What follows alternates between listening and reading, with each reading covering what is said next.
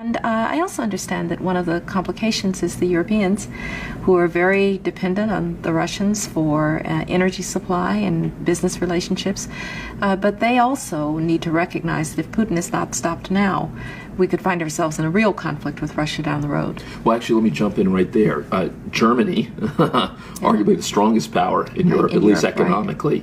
Right. There's been criticism that Angela Merkel and others haven't been aggressive enough. What do you think of that? Do you think Germany's been as aggressive as they should be? I'm quite an admirer of Chancellor Merkel, and I heard her statement when she was with President Obama in Washington. I thought it was a very good statement. But now we need to have tougher sanctions, and I'm afraid at some point this is going to probably have to involve oil and gas. The Russian economy is vulnerable. 80% of Russian exports are in oil, gas, and minerals. People say, well, the Europeans will run out of energy. Well, the Russians will run out of cash before the Europeans run out of energy. And I understand that it's uncomfortable to have an effect on business ties in this way.